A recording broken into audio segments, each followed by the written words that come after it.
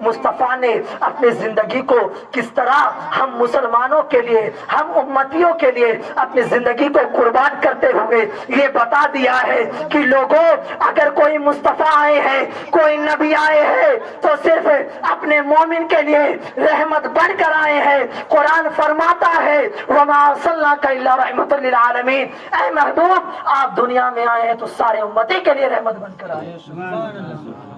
لیکن مسلمانوں، ہمارے پاس کون سی ایسی چیز ہے جس کے باوجود ہم مصطفیٰ کے سامنے کھڑے ہو کر گناہوں کی سفارش کریں گے؟ کیا ہے آپ کے پاس؟ کیا آپ کو پتا ہے آپ نے نمازیں جتنی ادا کی ہے، کیا آپ کو پتا ہے کہ آپ کی نمازیں قبول ہیں؟ آپ کو پتا ہے آپ نے جتنے روزے رکھے ہیں، آپ کو معلوم ہے کہ ہماری روزے قبول ہو گئی رب کی بارگاہ میں؟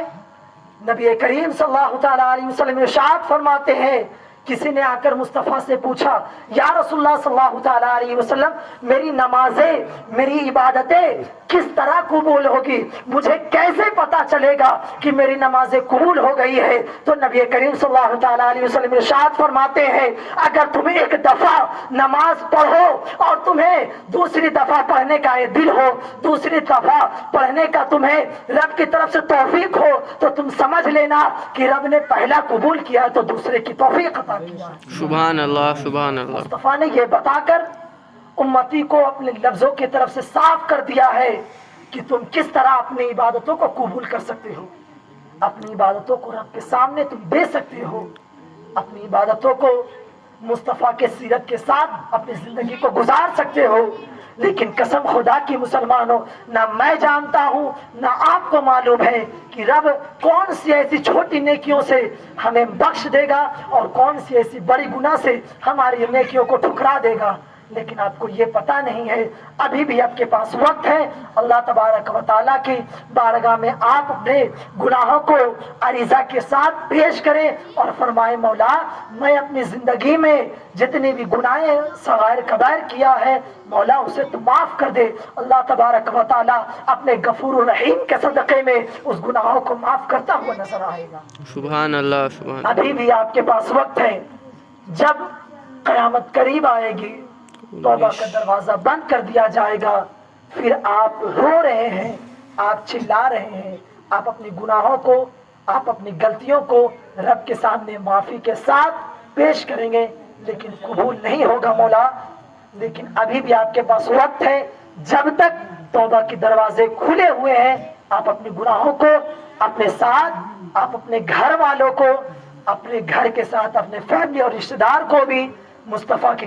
کردار بتائیں اور مصطفیٰ کے سیرت کے ساتھ مصطفیٰ کے دیے ہوئے آنکھوں کے ٹھنڈک نماز کو بھی ادا کرتے ہوئے اپنی زندگی کو گزارے، تاکہ کل قیامت کے دن مصطفیٰ اگر پوچھے کہ آخر تو نے دنیا میں رہ کر کون سی ایسی عبادت کی ہے، تو تم اپنے سارا اور اپنے سیرت کے کردار کے ساتھ مصطفیٰ کی زندگی کو بھی اپنایا۔ بس انہی چند لمحوں کے ساتھ میں اپنی گفتگو کو ختم کرتا ہوں، اور پھر کبھی موقع ملے تو میں آپ کے سامنے حاضر دوں گا، اور پھر مصطفیٰ کے کردار پر